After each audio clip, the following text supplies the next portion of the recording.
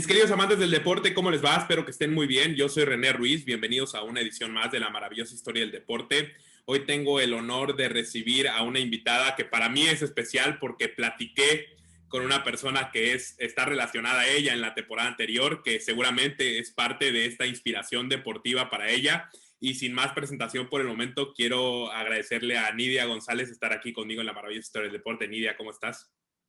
Hola René, muy bien, muchas gracias. Gracias por la invitación, por tenernos aquí y por darnos este espacio para platicar un poco más de nuestra vida deportiva y todo lo que conlleva. Vámonos por partes un poquito.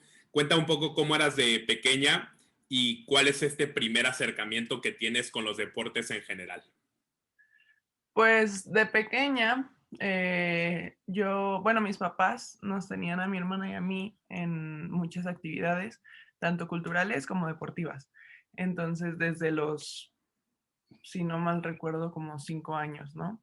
Entonces, a partir de esa edad, yo empecé a hacer diferentes actividades, hacía ballet, después tuve que dejar el ballet porque cancelaron las clases, estaba en pintura, estaba en jazz, en danza jazz, y después de un rato, mi hermana Cintia estaba en badminton.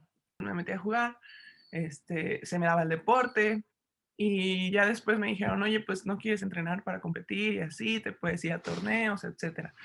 Y yo de que, pues, bueno, ¿por qué no? Entonces empecé a entrenarlo y ese fue el primer deporte que practiqué, el badminton. Me contaba un poco, Cintia, que tus papás son muy deportistas, ¿no? Que este amor por el deporte llega a través de tus papás y creo que la cultura deportiva y fomentarla es muy importante. Cuéntame un poco qué tan fundamental crees tú que es para una sociedad el tener esta cultura deportiva.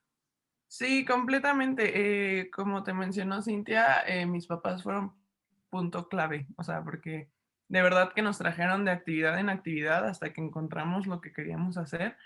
Y es súper importante, o sea, personalmente creo que el deporte es la base para tener un buen desarrollo en la vida, en un desarrollo completo, un desarrollo humano.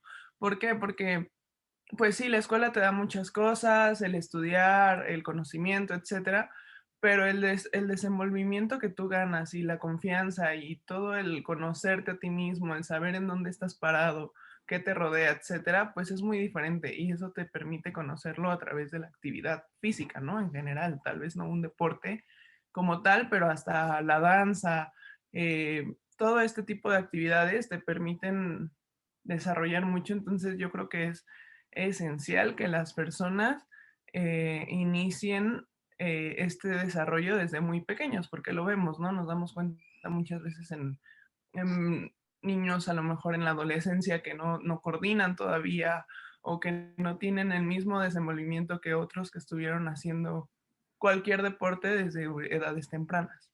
Sí, correcto. Y al final de cuentas, tú inicias muy temprano en esta disciplina, ¿no? De las actividades, pero quiero entrar un poco al mundo del badminton, que es como tu approach, ¿no? Al deporte ya más establecido de entrenamientos, quiero pensar. Qué te enamoró del badminton? ¿Qué te llamó la atención? O si solo fue por tu hermana, también lo puedes decir, pero ¿qué te llamó la atención de este deporte tan único y digamos que tampoco popular en nuestro país, ¿no? O sea, porque no tiene ni cercana a la difusión que tiene el fútbol, básquetbol, béisbol y los deportes más conocidos. Sí, claro. De hecho, es curioso porque si no hubiera sido porque estuvimos en este deportivo, el Deportivo Chapultepec, nunca hubiéramos sabido a lo mejor así qué era el badminton, ¿no? Porque pues, realmente ahorita ha crecido un poco con toda la difusión que se da, etcétera, pero realmente es un nicho muy pequeño del deporte, como muchos otros deportes que igual son así súper poco conocidos, ¿no? Y más porque no todas las personas tienen acceso a estas instalaciones. Entonces, a mí del badminton lo primero que me llamó la atención fueron los viajes, porque mi hermana pues Ok. empezó 2 años antes que yo, 2 o 3 casi, y yo iba con ella y con mis papás a verla jugar y a verla competir en otros estados y en otros países. Entonces, a mí cuando me dicen, oye, pues no quieres tú también pues jugar, Dije, ay, pues sí, y me dijeron, te puedes ir a Perú, que venía el Panamericano Juvenil, ¿no? Y yo así de que, Perú, suena bien, ¿no? En otra circunstancia no me pasaría por la mente ir a Perú jamás, y menos a los 9 años, ¿no? Entonces dije, bueno, pues, ¿por qué no? Me gustó, empecé a entrenar y así, la verdad es que yo creo que suerte, tuvimos entrenadores que hacían el entrenamiento muy divertido, muy dinámico, porque pues yo era súper inquieta, entonces o me concentraba en algo así como la pintura, así completamente concentrada, o me la pasaba jugando por todos lados, ¿no? Entonces el badminton como que llegó para cubrir eso, esa necesidad de mi forma de ser y me encantó, me quedé ahí muchísimos años. También era muy padre competir en las mismas competencias que Cintia, porque íbamos a todos lados juntas. Entonces, creo que fue un conjunto de factores que hicieron que el badminton fuera muy importante en mi vida y que pudiera, o sea, lograr estar tanto tiempo entrenando ese mismo deporte. Hablabas de las competencias a temprana edad, como irte a Perú, ¿no? A un campeonato panamericano, y al final de cuentas sé que las etapas en el deporte exigen que el grado de competencia vaya subiendo, ¿no? Empiezas en estatales o en municipales, vas a nacionales y después vas fuera de tu país. Cuéntame un poco cuándo te diste cuenta que el deporte, digamos, estructurado o profesional en el sentido de tenerlo como disciplina y no solo como recreación, era lo que querías. O sea, ¿en qué momento dejó de ser este juego que está muy divertido y que muy dinámico y los viajes para convertirse en una disciplina más exigente para ti? Yo creo que fue en el momento en que bueno, las primeras competencias a las que fui me fue muy bien, ¿no? Cuando recién entré al deporte, la verdad es que se me daba. Entonces, competí en mi estatal, así como dices, después en la Olimpiada, después el circuito clasificatorio para estas competencias internacionales, me fui a las internacionales y en las internacionales me fue súper bien. Entonces, pues me gané desde el principio, ¿no? Me fue muy bien en las primeras competencias y regresando de eso dije, yo quiero volver a hacer eso.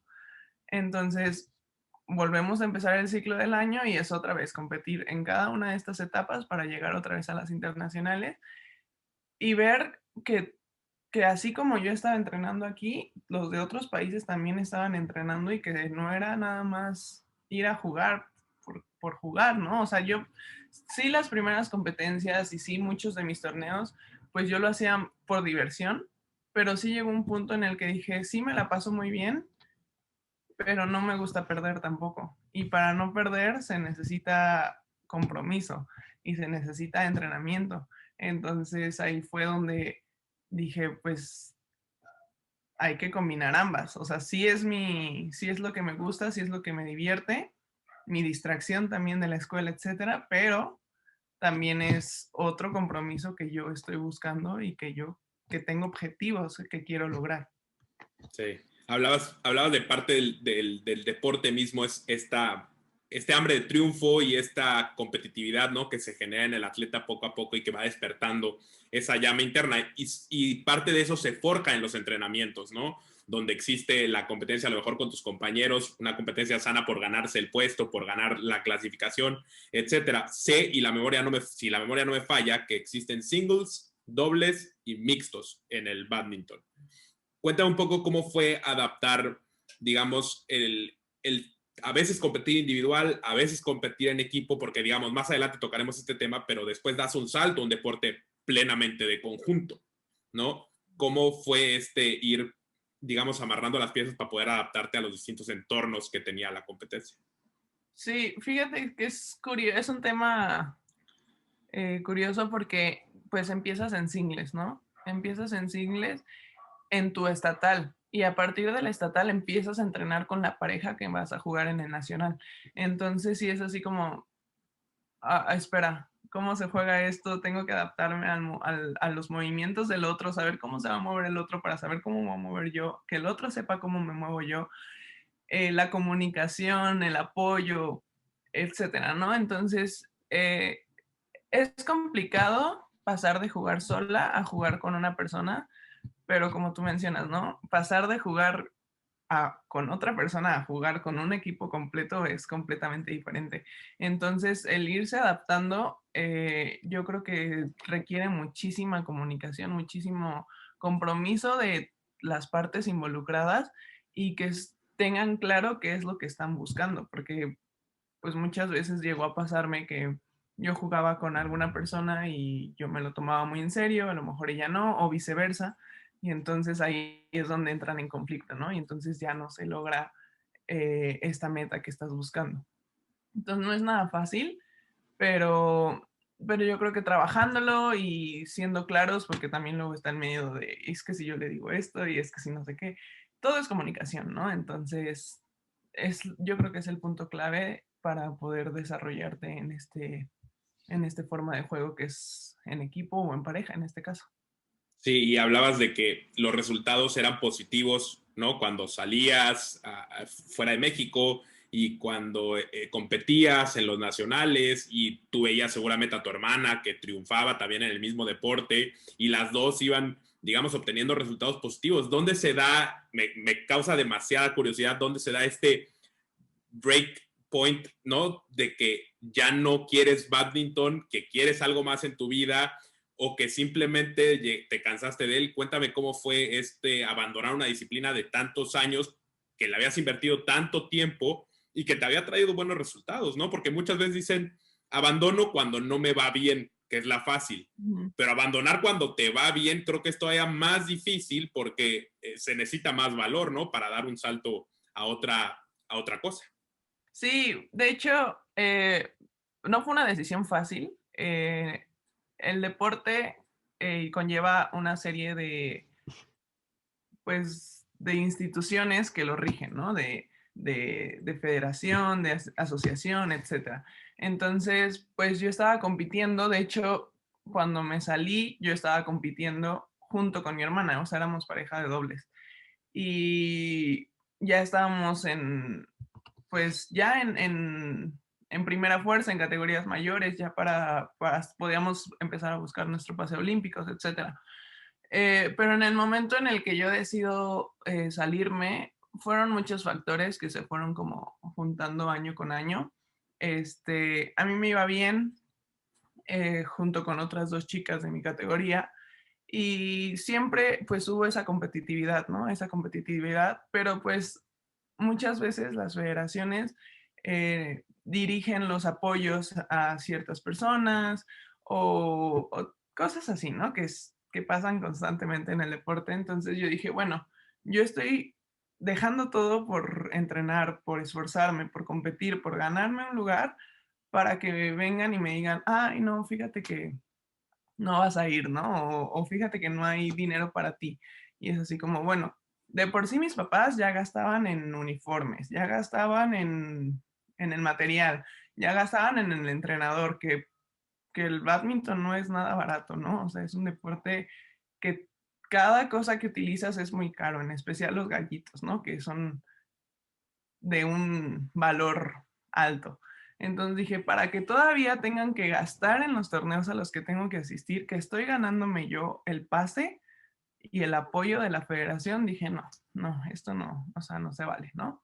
Entonces llegó un punto en el que dije, bueno, terminé la preparatoria y tenía que escoger entre entrar a la universidad y estudiar eh, o quedarme en una universidad a lo mejor no tan buena, pero que me permitiera, que me diera esa facilidad de viajar, ¿no?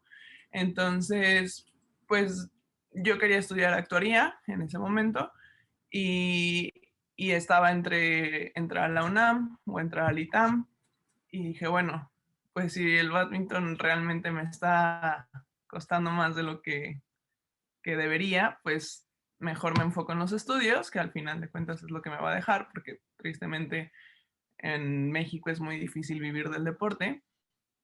Y pues ya, me enfoco completamente en esto. Entonces ahí fue cuando dije, me salgo. O sea, me salgo de esto, ya no quiero saber nada de nadie. Ya, adiós. Entonces ahí es cuando me meto a la universidad y y dejo completamente el bádminton y dejo el deporte, o sea, dejé el deporte aproximadamente 2 meses.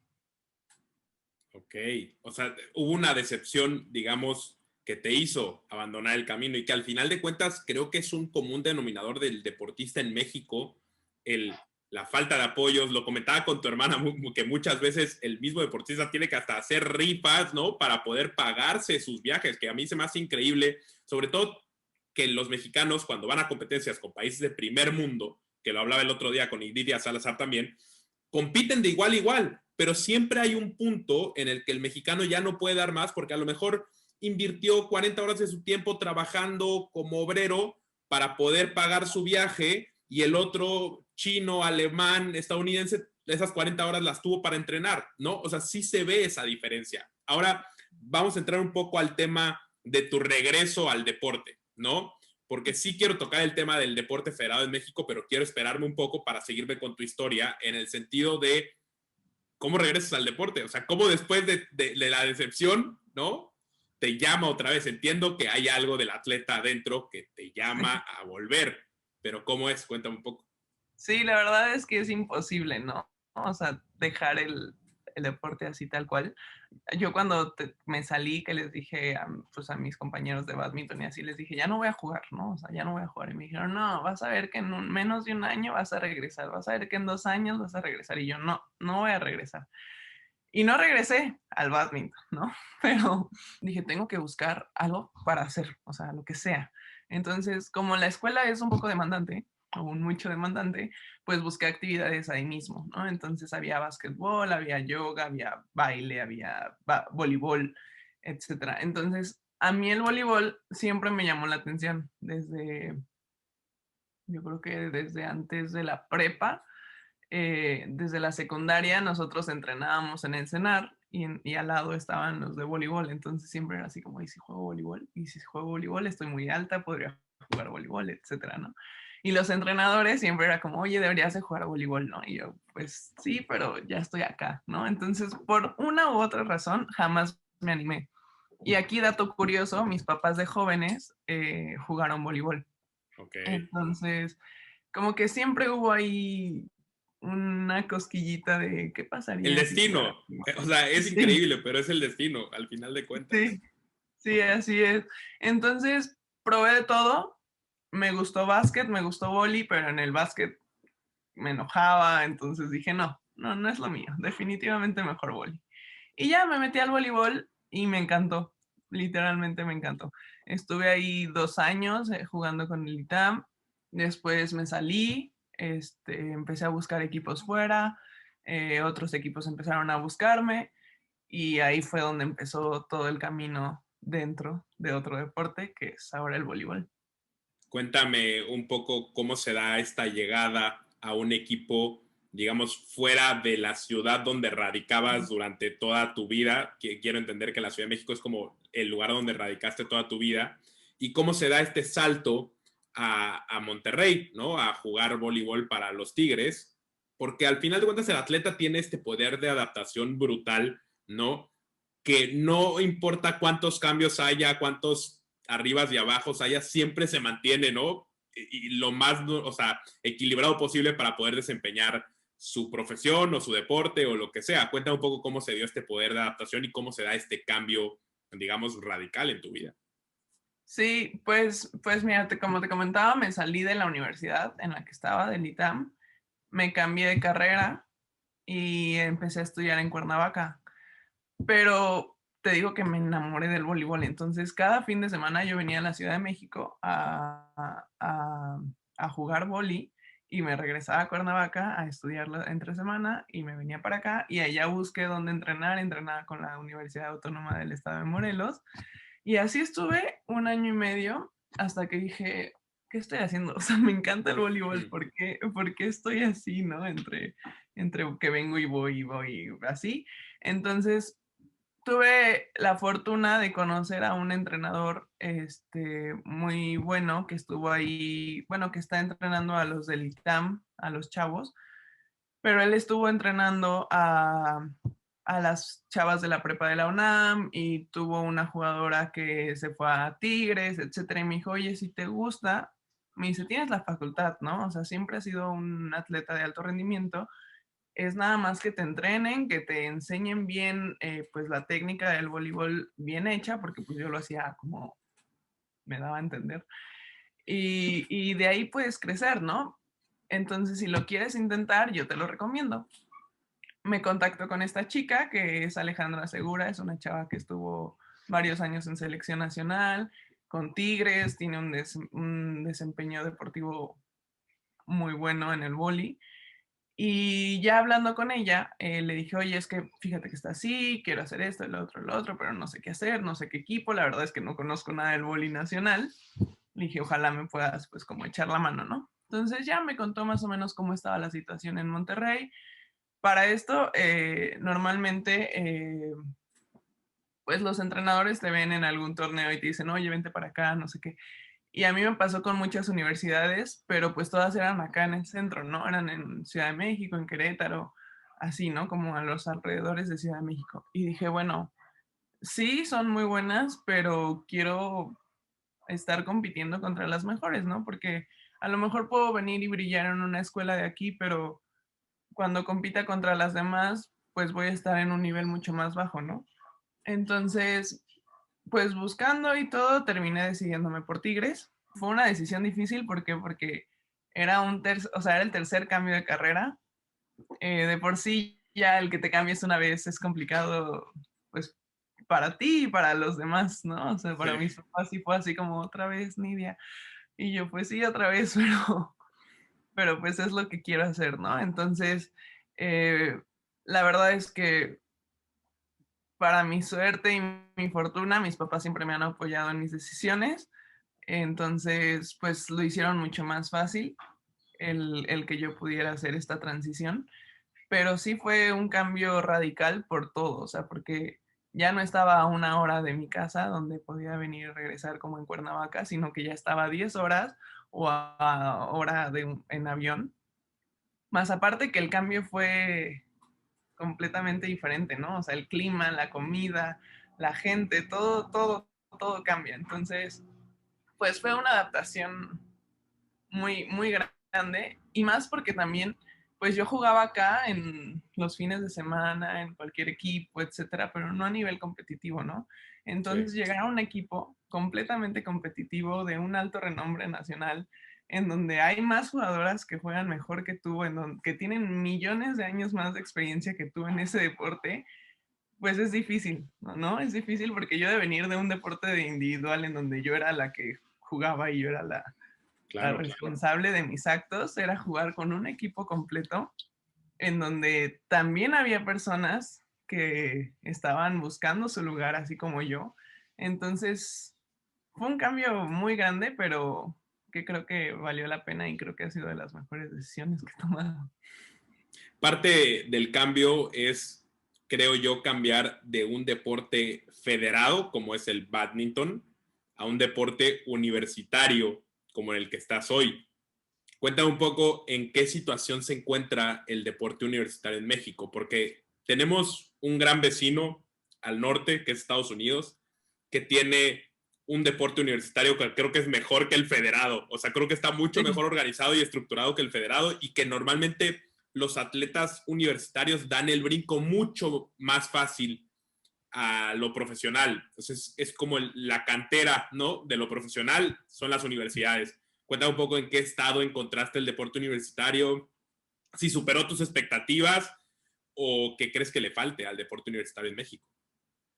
Sí, la verdad es que, como mencionas, tenemos un ejemplo muy cerca, Estados Unidos.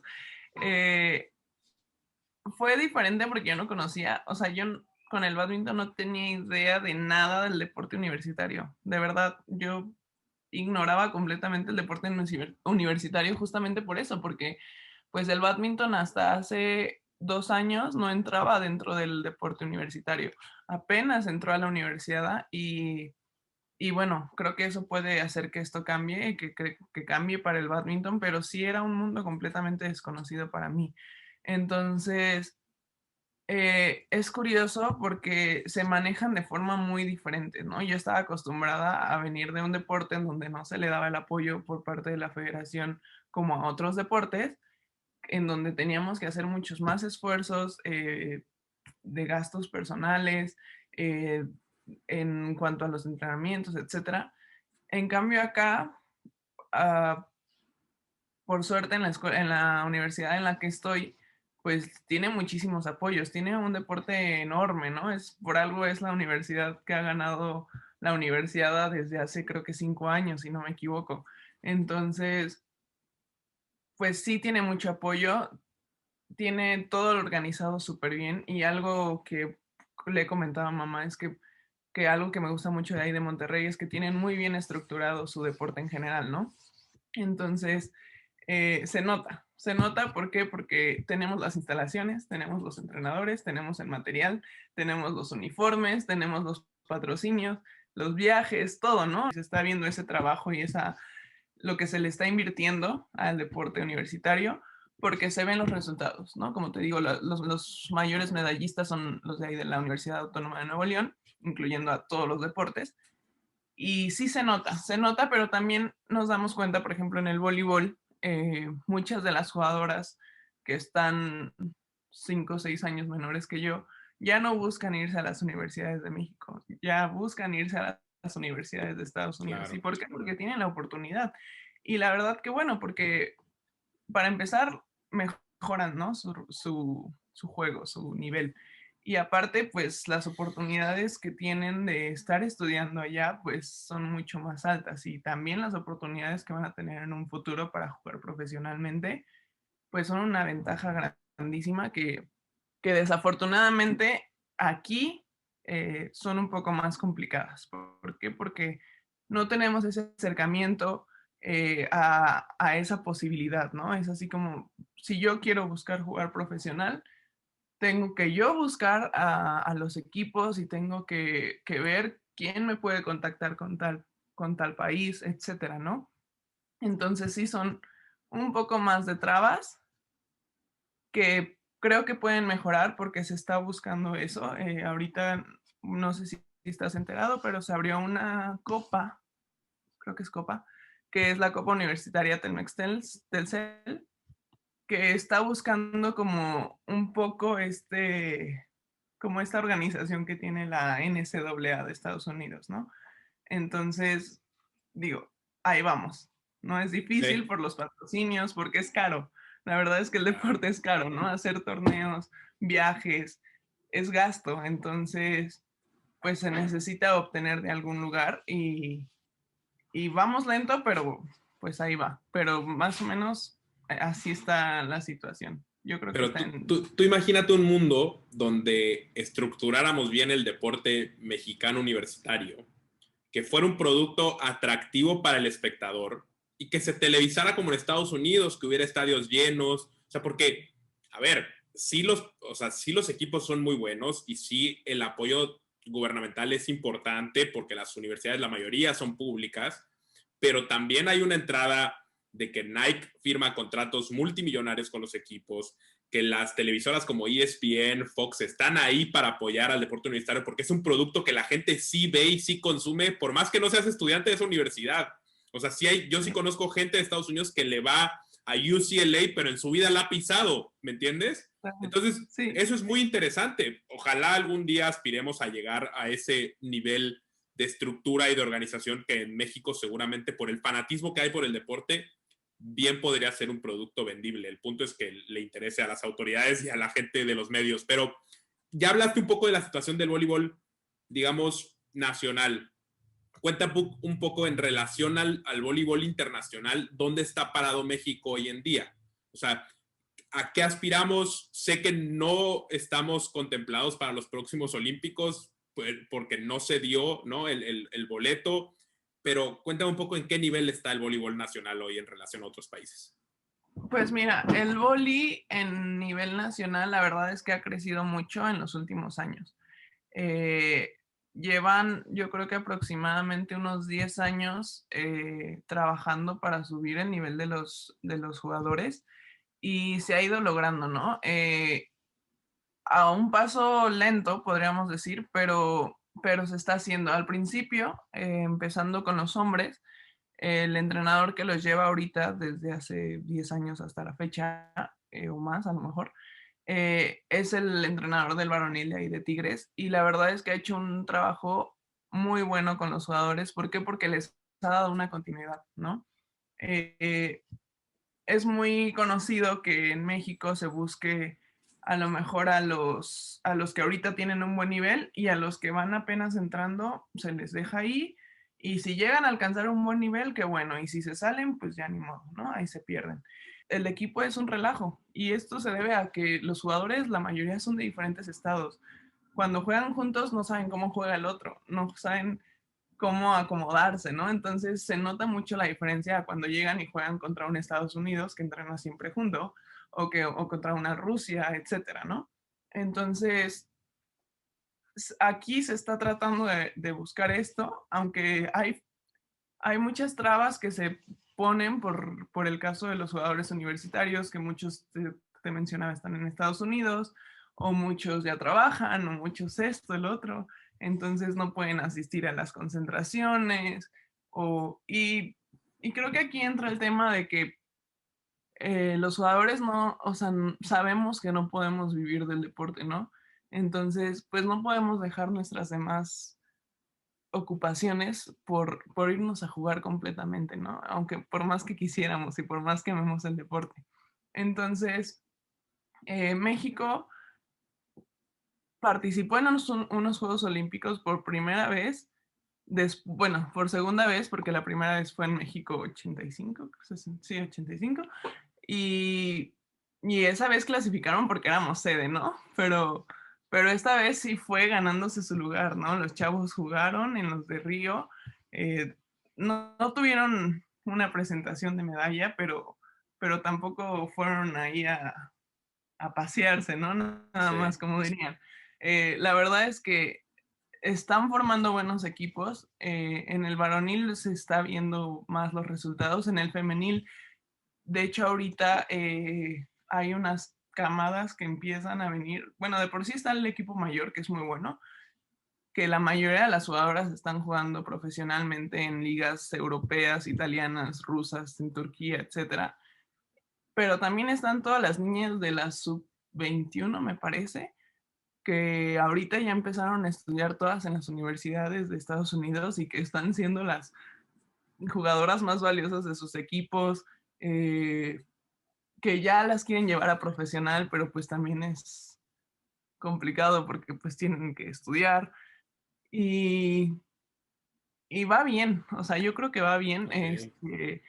se están abriendo más puertas porque también jugadoras que a lo mejor no estuvieron en selección o que estuvieron en preselección están teniendo oportunidades para jugar en el extranjero, en ligas profesionales. Entonces, hay un crecimiento, hay un crecimiento que se está apoyando por la federación, pero que también todavía falta como promover un poco para que todos sepan que hay acceso a eso, ¿no? A que los jugadores no digan, ah, pues ya termino mi vida universitaria y ya, pues se me acabó la vida del voleibol, ¿no? Sí. Oye, Nidia, ¿y qué sigue para ti en el voleibol? O sea, al final de cuentas, hablamos de que no puedes distraer tu cabeza de las obligaciones, de las ocupaciones, de lo que deja, ¿no? Como se dice. Cuéntame un Sí. poco qué sigue para ti específicamente en el ámbito del voleibol. ¿Con qué sueña Nidia? ¿A dónde quiere llegar? ¿Qué le late? ¿Dónde se ha visualizado? Cuéntame un poco eso. Pues mira, mi ideal sería jugar en una liga profesional en el extranjero, ¿no? Ahorita por el momento todavía estoy con el equipo de Tigres, termino en diciembre y a partir de eso planeo buscar equipos para la liga profesional, bueno, semiprofesional de aquí de México, que es la LMVP, LMPB, V, y ya buscando ahí espero poder, no sé si en un año o 2 años, tener la oportunidad de poder entrar en algún equipo profesional. A mí la verdad es que me encantaría que fueran una liga italiana, sería Okay. como mi top, por diferentes razones. Es una liga con muy buen nivel, que también tiene muchas categorías. El país siempre me ha llamado la atención, pero ese sería Bueno, esa es mi meta en este momento. Tengo que ver cómo organizo todo lo que es aparte del voleibol en mi vida para poder lograr eso, pero bueno, y que la pandemia nos lo permita. Pero sí, eso sería como mi ideal y mi meta a conseguir en el voleibol.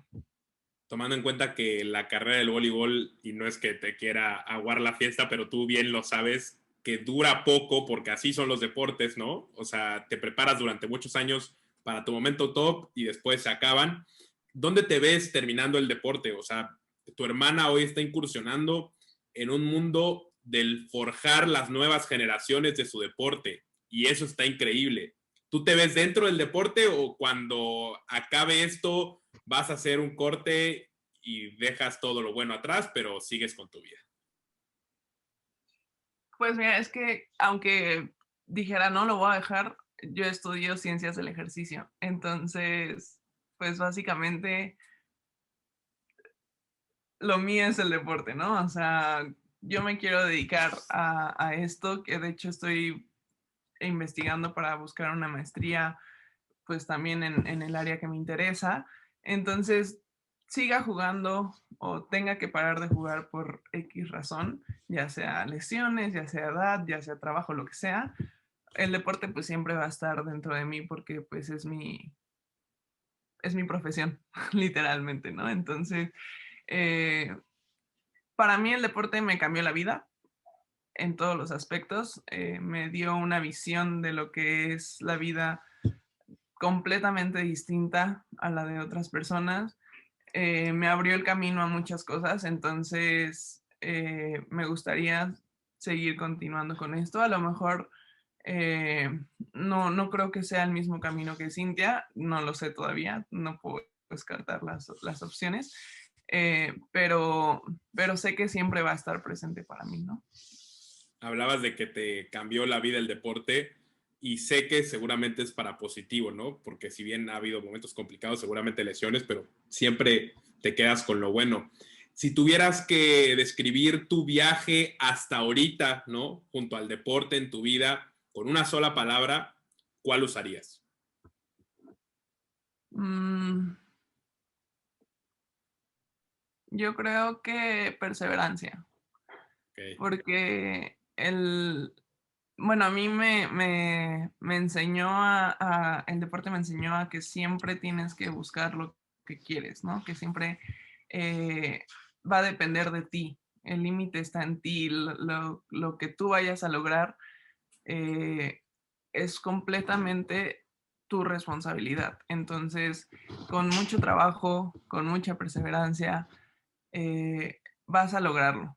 O sea, puede que a lo mejor no seas el más talentoso, puede que no seas el más coordinado, pero si tú lo intentas, si tú continúas, si tú te esfuerzas, si tú te haces este hábito, tú lo vas a lograr si es lo que realmente quieres. Entonces, yo creo que eso es lo que más me deja el deporte de enseñanza. Porque además dicen que la perseverancia y la pasión siempre superarán al talento, ¿no? O sea, porque se da mucho que el deportista talentoso no siempre es el que llega, ¿no? Sino el perseverante, el luchador y todas estas virtudes positivas que te deja el deporte. Nidia, te quiero agradecer muchísimo que te hayas tomado un tiempo para estar conmigo en la maravillosa historia del deporte. La verdad es que conocer más del mundo universitario del voleibol, de tu vida, ha sido increíble y te quiero agradecer muchísimo. No, muchísimas gracias a ti por invitarme. Nos costó trabajo llegar a una fecha, pero la verdad es que es padrísimo poder compartir estas conversaciones, estas experiencias de nuestra vida, porque lo he mencionado algunas veces anteriores, pero con que alguien te escuche y con que alguien diga, esto es lo que quiero hacer o con que alguien se motive con lo que tú estás diciendo o que le abras como una nueva puerta, ya con eso ya estás haciendo algo. Entonces, gracias por permitirme estar aquí y ojalá que lo escuchen muchas personas y que podamos llegar a muchas personas y que tus entrevistas sigan llegando a muchísimas personas porque es muy padre que estés fomentando el deporte en general, no solamente de un deporte.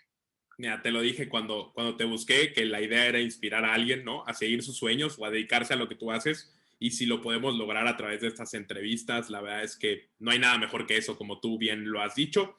Y sí, la idea es fomentar el deporte, es darle difusión a aquellos atletas que merecen contar su historia, ¿no? Por más que los medios tradicionales o los grandes solo pelen algunos o solo pelen al fútbol, pues al final de cuentas aquí se trata de contar historias y la tuya ha sido apasionante y seguramente nos volveremos a encontrar para volver a hablar un poco del deporte y te quiero agradecer muchísimo y por lo pronto yo me voy a despedir de ustedes, pero yo soy René Ruiz y los espero para seguir escribiendo juntos la maravillosa historia del deporte. Hasta muy pronto.